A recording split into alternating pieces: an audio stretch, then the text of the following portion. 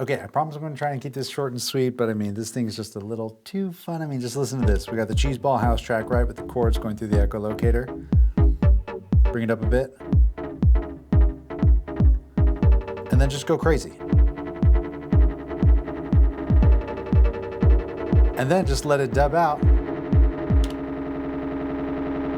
little reverb, a little shimmer,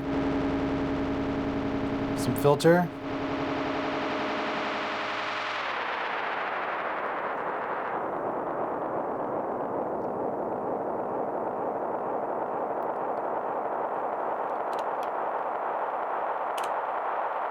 Let it come back in with just the chords.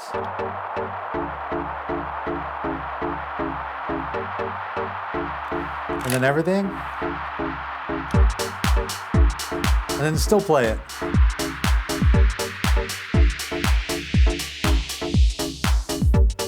I mean, come on. This is too tight, right? I thought this was gonna be simple, but it ends up being a lot more fun than I originally realized. So let's just strip this down and take it one knob at a time. All right. Oh, and by the way, Erica Synths did send this over for me to check out, but with no stipulations of making a video. It just ended up being so cool that I had to chat about it. So first off, right here on track 6, this is where we got our chords, right? And if I hit Q, I'm just sending this track 5 to the echolocator now. Oh, and if you're curious how I got this effect send on the Octatrack, check out the video linked down in the description below where I set it up. So the echolocator, similar to Erica Synths' other desktop effects units, is super duper playable, like the Zen Delay as well as the Nightverb. Some of my favorite effects units, right?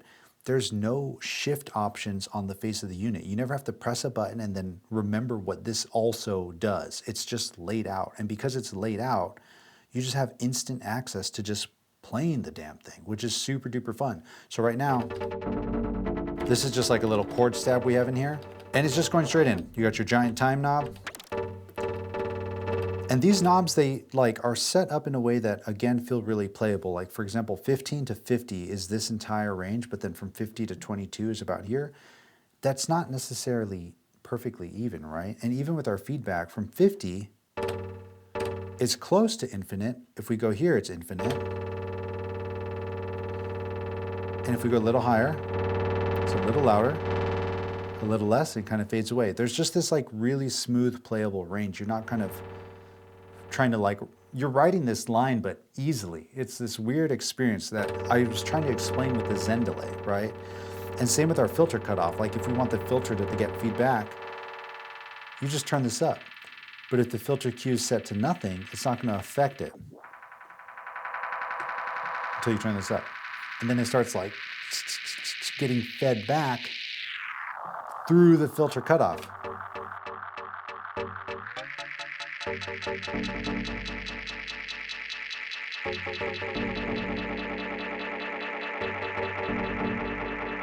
Like, listen to that. There's some reverb on there.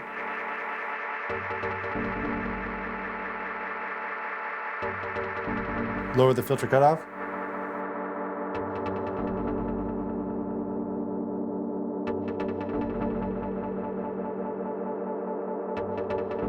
Like, I could just listen to this forever.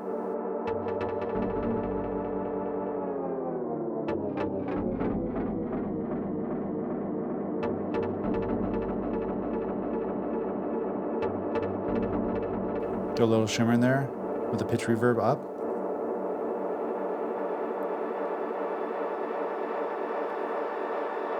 Come on. Like, I don't have to worry about the infinity of its feedback just like killing the vibe. That's what I really want to be fully transparent on, is like sometimes when the delay just gets set and forget and it's just way too long, it just like wrecks it. There's so many ways to play with infinite feedback in here that ends up sounding like an instrument. Even lowering this down a bit, turning this up a bit.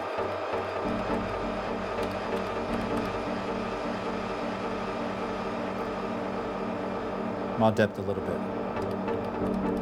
A little less reverb, a little less shimmer.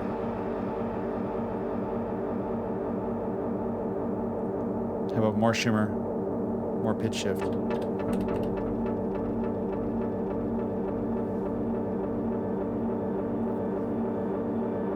Now where are we?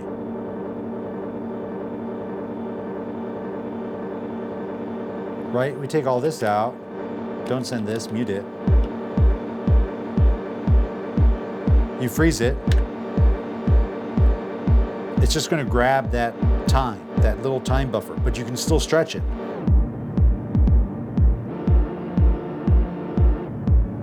And if I wanted to be a psychopath, I could plug in MIDI out and control the time knob using this and then play this. Like chromatically, right? But I'm not that crazy. Let's run this back. And let's get out of here, right? So watch, turn the feedback down.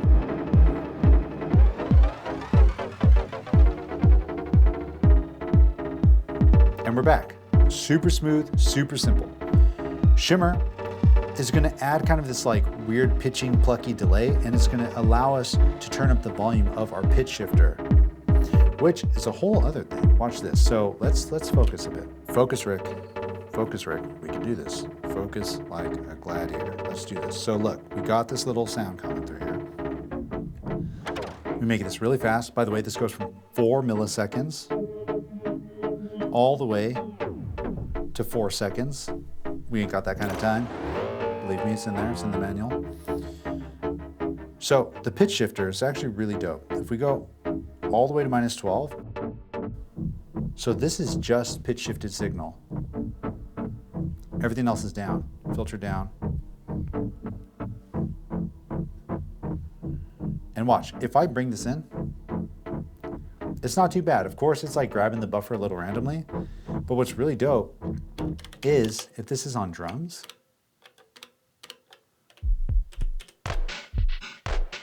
it sounds insane.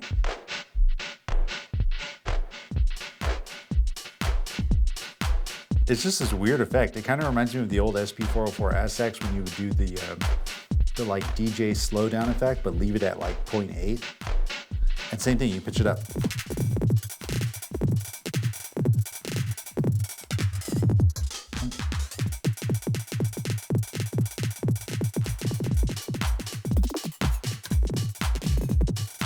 But what if we wanted this to be wild and usable, right? We'll turn Shimmer down, maybe reverb up, feedback a little higher.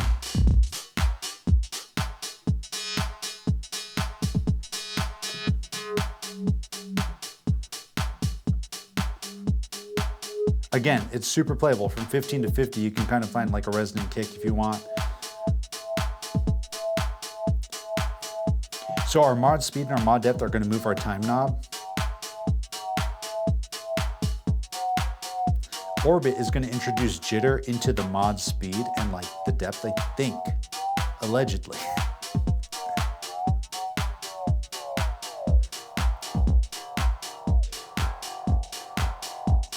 Pitch shift, and let's turn it up a little bit. I'm gonna go back and set this to Shimmer A.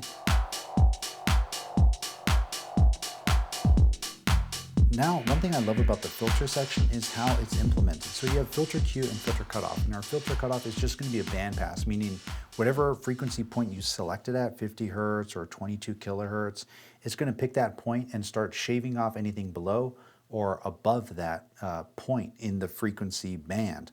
And by how much is depending on our filter cue. Usually you would expect your filter cue to kind of be your resonant peak, but when this is set to 0, it's completely flat, so it's not filtering anything. So essentially just turning the filter off.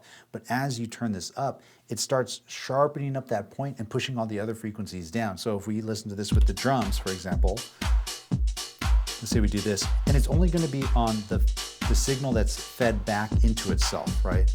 So we're listening to full wet, but watch, as I turn this up, it starts emphasizing.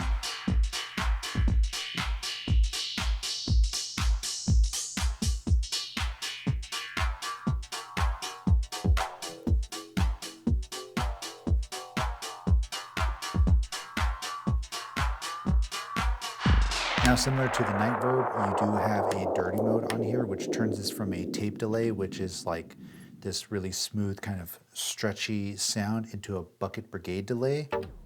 So it just has this like really crunchy.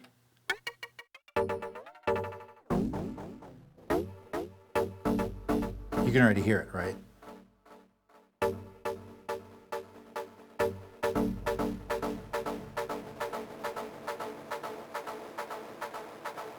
It's so pretty. You like let this run on. And then just open up a little reverb.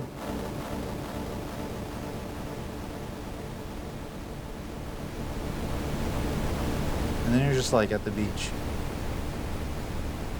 So we would buy this? Or drive to be with nature? Oh, this is so good.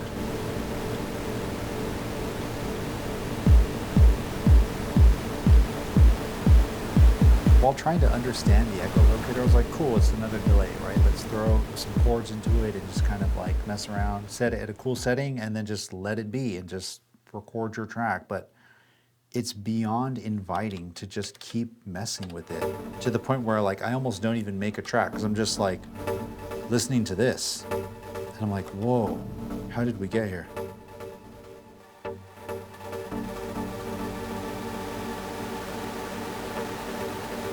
Dude, focus, focus. Holy crap. What am I even trying to say with this video? I really don't know. It's just fun as hell. It's just cool. It's a cool effects unit. Erica Synths, thank you for sending it over. Thanks for letting me check it out. It's beyond fun. It just makes me want to play live because I can just send sounds to this and just go to town, right? I mean, you can push it, you can get weird. We got some other samples on here. Let's see what else we got in here. We got this thing.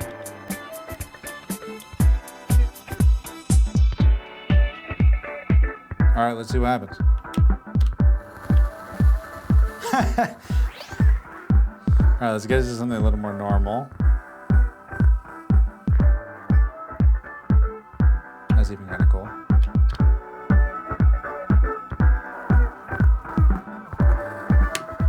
Ooh, with the dirty on there? What does it sound like with really fast time and then a shimmer?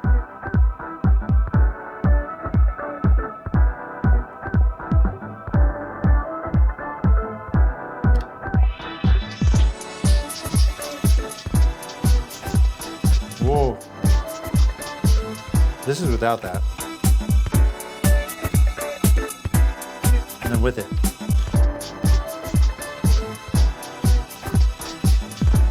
And that's funky, because there's drums in here too, right? Because it's wanting to go. I don't know if I'd use this. There's way too many wild percussions on here. But.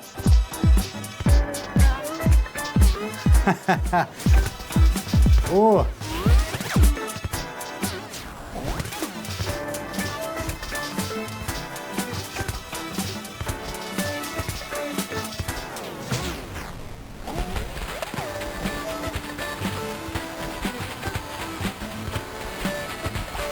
Bad FM.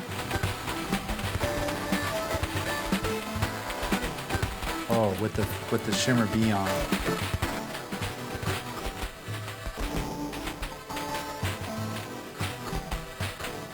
And then no filter cueing.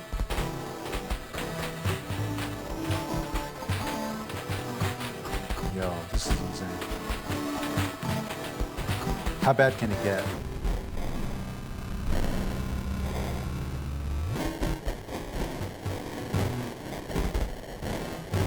This is gonna be pretty bad.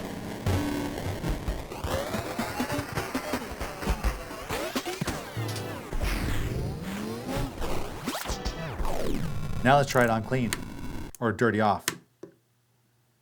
Does it ever survive?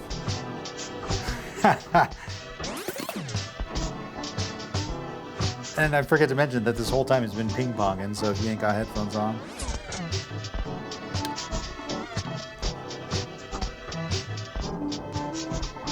Oh, I can hear that. I can hear where it wants to be.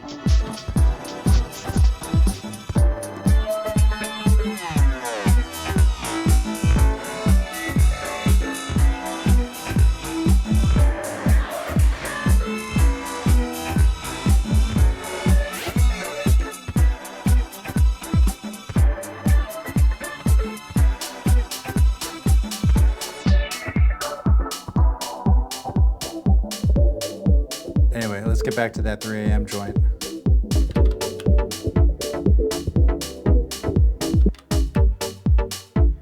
Yo, I appreciate you, my friend. Thanks for coming by. Thanks so much for checking this out. There's so much more to explore on this thing, but at the same time, there kind of isn't. It's just like here, laid out for you to check out. Yeah, you got the other settings inside of here that you can check out, the more feature, the analog mix, all these different types of things, the system settings, all that stuff, what the foot switch can do, all the MIDI settings, controlling it with MIDI. But I ain't about to get into that. I just like playing the damn thing. Anyway, I appreciate you, my friend. Until next week, you already know the drill. Let's see if we can do another breakdown. Until then, you already know. Share love, share the knowledge. Knowledge is power. Peace. All right, let's hit it. So we need no reverb, some more feedback.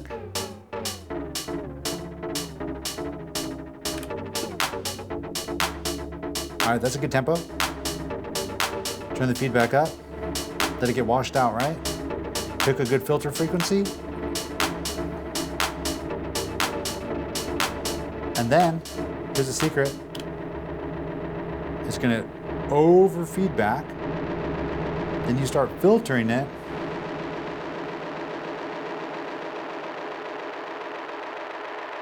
It wants to go even more and even more and even more.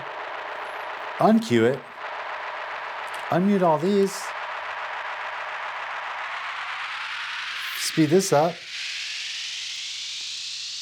Crowd goes nuts. And then you just bring it all back in.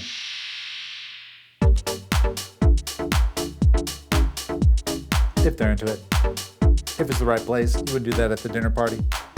You could.